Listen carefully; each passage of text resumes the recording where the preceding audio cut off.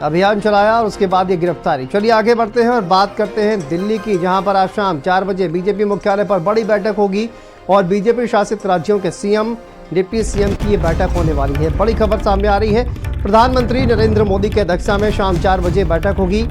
BJP शासित राज्यों के सीएम, डिप्टी सीएम इस बैठक में शामिल होंगे और इस बैठक में लोकसभा चुनाव के परिणामों को लेकर समीक्षा की जाएगी। साथ ही अन्य कई मुद्दों को लेकर भी बैठक में चर्चा की जाएगी। तो शाम 4 बजे ये बैठक होगी बीजेपी मुख्यालय में और बीजेपी शासित राज्यों के तमाम सीएम और डिप्टी सीएम इस बैठक में मौजूद रहेंगे। प्रधानमंत्री नरेंद्र मोदी की अध्यक्षता में ये बैठक होगी।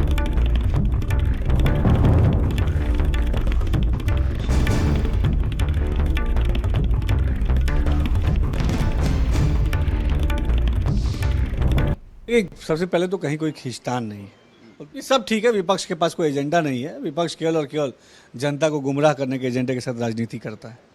अभी तो ये माना जाए कि कांग्रेस ने उत्तर प्रदेश में जिस तरीके से एंट्री की है और सपा को मोहरा बनाकर कांग्रेस अपनी एंट्री की है, ये राजनीति है। राजनीति में कुछ लोगों को शिकार बनाया जाता, कुछ लोगों को हिस्सेदार बनाया जाता। तो कांग्रेस का हिस्सा उत्तर प्रदेश में खत्म हो गया था, एकदम जीरो चली गई थी। और देखे होंगे कि निषाद पार्टी 11 सीटें हैं और कांग्रेस की 2 सीटें हो गई थी। तो आज के दिन में कांग्रेस किस तरीके से राजनीति का शिकार बनाने में समाजवादी पार्टी को लगी है कि कुछ लोग मोहरा बन गए हैं। वो मोहरा हैं, दिल्ली के वाईफाई के वो पासवर्ड हैं। आप समझ गए हो कौन मोहरा है? सुनने में आया कि मौर्य जी मोहरा है। अखिलेश यादव जी पिछड़ों के, दलितों के सदा विरोधी रहे हैं और वह स्वयं कांग्रेस पार्टी की मोहरा है।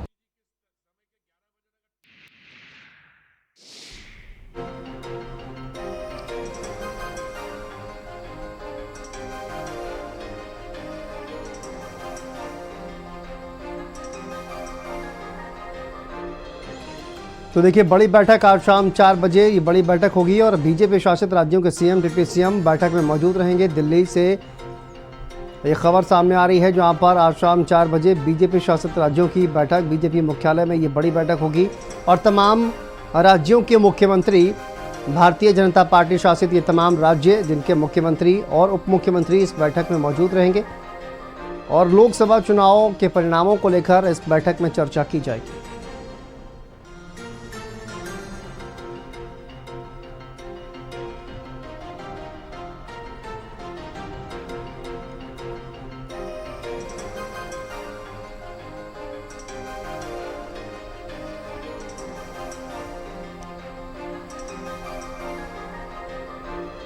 तो देखिए, ये बड़ी बैठक होगी आज शाम 4 बजे। संदीप हमारे सहयोगी जुड़ गए हैं हमारे साथ। संदीप, ये बड़ी बैठक आज कहा जाए कि होने वाली है भारतीय जनता पार्टी के मुख्यालय में और उत्तर प्रदेश का भी मुद्दा क्या इस बैठक में उठ सकेगा? क्योंकि देखिए, लोकसभा चुनाव के परिणाम कैसे रहे उसमें उत्तर प्रदेश की बारी आएगी तो जाहिर है वो तमाम सवाल भी खड़े होंगे इस बैठक में।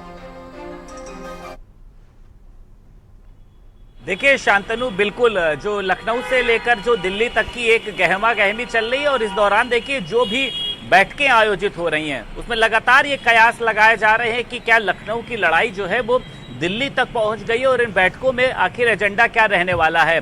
स्वाभाविक सी बात है कि लोकसभा चुनाव में जो परिणाम है भारतीय जनता पार्टी के अनुकूल नहीं थे, यानी इन बैठकों में चुनाव में हार और जीत की वजह क्या रही है, उसी के साथ साथ जो तनातनी का माहौल चल रहा है वो किसी से भी देखिए छुपा नहीं है। वो केंद्रीय नेतृत्व को पूरी खबर है कि केशव प्रसाद मौर्य का बैठकों में ना पहुंचना, डिप्टी सीएम ब्रिजेश पाठक का ना पहुंचना, तमाम देखिए कई तरीके की बैठकें हुई हैं। अनुप्रिया पटेल और आशीष पटेल भी नहीं पहुंचे, संजय निषाद भी नहीं पहुंचे, ओम प्रकाश राजभर नहीं पहुंचे, यानी खाली 2 डिप्टी सीएम नहीं है, कई लोग जो हैं वो सीएम योगी आदित्यनाथ की जो समीक्षा बैठक है उसमें शामिल नहीं हुए थे। तो ये तनातनी, उठापटक की जो तमाम बातें हैं वो आज की देखिए बैठक में आयोजित होगी कि आखिर इस तरीके की जो अंदरूनी एक कलह है वो क्यों चल रही है। डिप्टी सीएम ठीक है संदीप, आप बने रहिए हमारे साथ, वापस आपके पास आएंगे। हमारे साथ वरिष्ठ पत्रकार केपी मलिक साहब जुड़ गए हैं। केपी मलिक साहब, बहुत स्वागत है आपका भारत समाचार पर। सर, किस तरह से आप देखते हैं? देखिए, एक बहुत बड़ी बैठक जिसमें प्रधानमंत्री नरेंद्र मोदी कहा जाए कि वो अध्यक्षता करेंगे एक बैठक की, जिसमें लोकसभा चुनाव को लेकर कहा जा रहा है कि मंथन किया जाएगा। लेकिन जब लोकसभा चुनाव के परिणामों का जिक्र होगा तो जाहिर है कि उत्तर प्रदेश का जिक्र भी होगा। ऐसे में आप क्या देखते हैं, ये जो पूरा झगड़ा चल रहा है, क्या उसका यहाँ पर अंत होगा और एक क्लियर डायरेक्शन या इंडिकेशन कहीं ना कहीं मिलेगा इस बैठक के बाद? शांतनु, देखिए, आप देखेंगे ये जिस तरह का उत्तर प्रदेश का और सेंट्रल का जिस तरह से तनातनी चल रही है, तलखी चल रही है, कोई नई बात नहीं। ये लोकसभा चुनाव से ही पहले सामने आ गया था। अब लगातार आपके चैनल पे भी बोलते रहे हैं और बाकी जगह भी बोलते रहे हैं, और बाकी लोगों को पता भी है क्या कारण है मंथन। ये प्रधानमंत्री को भी पता है, आदित्य योगीनाथ को भी पता है, पाठक जी को भी पता है, केशव मौर्य को भी पता है, सबको पता है कि नूरा कुश्ती क्या चल रही है। और चाहे भारतीय जनता पार्टी के उत्तर प्रदेश के उप मुख्यमंत्री हों दोनों, चाहे दूसरे उनके पार्टी के एलाइज हों, जिस तरह का जो चीजें चल रही हैं वो सारी केंद्र के चाणक्य के इशारे पे चल रही हैं। और उसमें आप क्या इलेक्शन का आकलन करेंगे, क्या चुनाव का आकलन करेंगे, सबको पता है कि टिकट किसने बांटे थे। अगर आप मोदी की गारंटी की बात करते हैं तो अगर पूरे देश में मोदी के सिर पे सेहरा बंधेगा जीत का, तो खाली उत्तर प्रदेश में हार का सेहरा जो है योगी के सिर पे बंधेगा, तो ये तो नहीं हो सकता।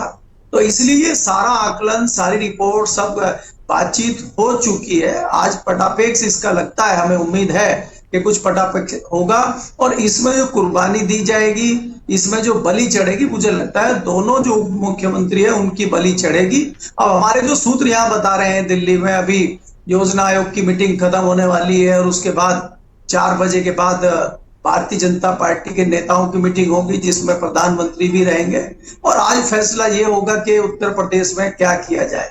बदलाव की जो खबरें आ रही हैं उसमें यह है कि जिस प्रकार से इनको दलितों का विलन साबित करने की एक कोशिश योगी जी को हो रही है, तो उसमें किसी दलित दूसरे चेहरे को आगे लाया जाए जो पहले इनके प्रदेश के अध्यक्ष रहे हैं स्वतंत्र देव जी, उनको लाया जा सकता है, या अरुण असीम है जो पिछड़े समाज से आते हैं, मंत्री हैं, उनको डिप्टी सीएम बनाया जा सकता है, स्वतंत्र देव को डिप्टी सीएम बनाया जा सकता है। या दूसरी खबरें ये भी दिल्ली में चल रही है कि मनोज पांडे जो समाजवादी पार्टी से तोड़ के उनको अमित शाह लाए थे, और ये कहा गया था कि भारतीय जनता पार्टी में उनको कुछ बढ़ा दिया जाएगा। वो क्या बढ़ा दिया जाएगा? तो डिप्टी सीएम से बड़ा तो कुछ है नहीं, योगी की जगह तो उनको बिठाएंगे नहीं। तो इस तरह की भी चर्चा है कि एक डिप्टी सीएम उनको भी बनाया जा सकता है और स्वतंत्र देव और अरुण असीम में से एक को बनाया जा सकता है। इस तरह की चर्चाएं दिल्ली में है। लेकिन यहाँ निश्चित तौर पे ये कहा जा सकता है कि जिस प्रकार से लोग कह रहे थे कि योगी आदित्यनाथ के सिर के ऊपर तलवार लटकी हुई है, उनको कुछ खतरा हो सकता है, उनको कुछ हटाया जा सकता है, तो मैं हमेशा कहता रहता हूं ये निराधार है। योगी को हटाना भारतीय जनता पार्टी के शीर्ष नेतृत्व के बस की बात नहीं है। अगर वो पहले नहीं हटा पाए, अब हटाना तो बहुत मुश्किल है, क्योंकि केंद्र की बैसाखी बहुत कमजोर है और अभी केंद्र इतना मजबूत नहीं है। हालांकि बाबा 7 साल में बहुत मजबूत हो गए हैं, तो ऐसे में उनको हटाना दूर की कौड़ी मुझे नजर आता है।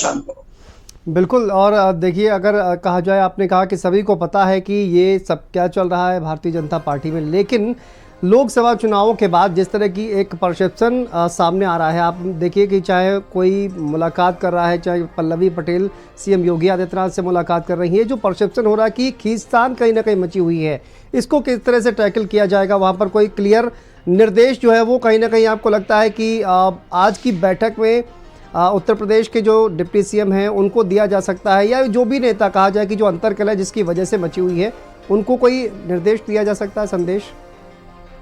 देखिए शांतनु, अगर आप देखें, आज लखनऊ में अखिलेश यादव ने भी अपनी एक मीटिंग करी है जिसमें उन्होंने आरक्षण दिवस के रूप में आज मनाया है। तो उन्होंने वहां पे कोई डिसीजन लिया है कि जो उनके कुछ विधायक ने राज्यसभा के दौरान क्रॉस वोटिंग किया था जी, उन लोगों का नाम लिख के चिट्ठी एक भेजी जा रही है विधानसभा अध्यक्ष को, और उसमें कहा गया है कि इनकी सदस्यता समाप्त की जाए। तो ऐसे में उनको खतरा हो सकता है। लेकिन जब पत्रकारों ने पूछा कि पल्लवी पटेल के साथ करेंगे, तो उन्होंने कहा नहीं, वो हमारे पीडीए का हिस्सा है, तो उनपे थोड़ी नरमी बरती है। क्योंकि उनकी पिछले दिनों आपने देखा होगा योगी आदित्यनाथ से मुलाकात भी हुई थी, तो उन्होंने कहा ये अपना है। तो कई सारे ऐसे लोग भी हैं। अब पल्लवी पटेल को हो सकता है कि उत्तर प्रदेश में कहीं कुछ एडजस्ट कर लिया जाए, कहीं कुछ दिया जाए, क्योंकि उन्होंने भी रिस्क तो लिया ही है, तो उसका इनाम उनको भारतीय जनता पार्टी दे सकती है। लेकिन बाकी जो लोग हैं जिनके सिर पर तलवार लटकी हुई है, सबसे खतरनाक स्थिति में मनोज पांडे हैं जो उच्चार से आते हैं, तो या तो उनको कुछ बड़ा भारतीय जनता पार्टी देगी, नहीं तो वो जिस रास्ते से भारतीय जनता पार्टी में आए थे उसी रास्ते से वो वापस जा सकते हैं। हालांकि वापसी के दरवाजे उनके बंद हैं, लेकिन भारतीय जनता पार्टी को नुकसान पहुंचाने के लिए वो कुछ भी कर सकते हैं। समर्थन वापस ले सकते हैं, बाहर जा सकते हैं, भारतीय जनता पार्टी के खिलाफ मोर्चा ले सकते हैं। तो भारतीय जनता पार्टी भी चाहेगी कि उनको कहाँ एडजस्ट किया जाए, क्या एडजस्ट किया जाए। और शांतनु, मैं एक बात और कहना चाहता हूँ कि जिस प्रकार से दिल्ली की दखलंदाजी चुनावी दौरान, लोकसभा के चुनाव के दौरान उत्तर प्रदेश में रही है, और जिस तरह से नुकसान भारतीय जनता पार्टी को उठाना पड़ा है, तो उसका खामियाजा भी कहीं ना कहीं भारतीय जनता पार्टी को भुगतना पड़ेगा। चाहे उसमें लखनऊ हो, चाहे उसमें दिल्ली हो, उसका नुकसान भी उनको उठाना पड़ेगा।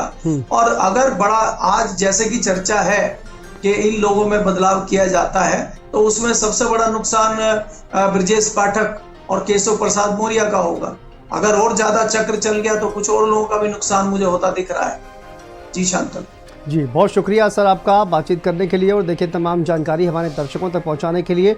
ये कहा जाए कि संदीप, अब देखिए लगातार नुकसान जो है कहा जा रहा है कि डिप्टी सीएम केशव प्रसाद मौर्य या फिर ब्रजेश पाठक का हो सकता है, लेकिन क्या कोई बदलाव जो है वो आपको दिखाई दे रहा है उत्तर प्रदेश में? वर्तमान जो स्थितियाँ हैं, क्या उसमें फिलहाल कोई बदलाव होता हुआ दिखाई दे रहा है क्या संदीप? देखिए बिल्कुल शांतनु, जिस तरीके से अभी मैं केपी मलिक जी को सुन रहा था, तो स्वाभाविक सी बात है। देखिए भारतीय जनता पार्टी के शीर्ष नेतृत्व के लिए उत्तर प्रदेश के मुखिया को बदल पाना या फिर उनके बारे में सोच पाना भी देखिए इस समय के दौर में संभव नहीं है, जब उनकी जो नैया है वो ये कहा जा सकता है कि खुद ही अधर में लटकी हुई है। बिल्कुल स्वाभाविक सी बात है, राजनीति गलियारा है, कई तरीके की चर्चाएं चलती हैं। डिप्टी सीएम को लेकर भी चर्चाएं चल रही हैं कि उनको बदला जा सकता है। क्योंकि देखिए जो पिछड़ा और दलित का एक जो फोकस भारतीय जनता पार्टी चाहती है कि वो बना रहे, कहीं ना कहीं से उसको अब जो है वो साध नहीं पा रहे हैं ये लोग। लोकसभा चुनाव में भी देखा देखिए कि पिछड़े, दलित, अल्पसंख्यक जो है वो भारतीय जनता पार्टी से दूर हटे। अब पार्टी के अंदर की एक तो कलह को खत्म करने के लिए और उसी के साथ साथ लोकसभा और विधानसभा चुनाव में सामंजस्य जो है वो आपस में पूरी तरीके से बना रहे, क्योंकि डिप्टी सीएम केशव प्रसाद मौर्य का जो टकराव है वो दिखाई दे रहा है मुख्यमंत्री योगी आदित्यनाथ से। एक तरफ मुख्यमंत्री योगी आदित्यनाथ पल्लवी पटेल से मुलाकात कर रहे। पल्लवी पटेल कौन है? जिन्होंने केशव प्रसाद मौर्य को सिराथू में चुनाव लड़ाया, यानी दोनों की जो है वो टक्कर की लड़ाई चलती है। और उसी के साथ साथ केशव प्रसाद मौर्य संजय निषाद से मुलाकात कर रहे हैं और प्रकाश राजभर से मुलाकात कर रहे हैं। अब तक वो कई विधायकों, कई केंद्रीय मंत्रियों से मुलाकात कर चुके हैं। यानी क्या शक्ति प्रदर्शन दिखाया जा रहा है कि दोनों तरफ जो है वो मामला बराबर है। लेकिन यहाँ पर देखिए जो ये कहा जा सकता है कि जो मामला है वो मुख्यमंत्री योगी आदित्यनाथ का पलड़ा देखिए भारी है।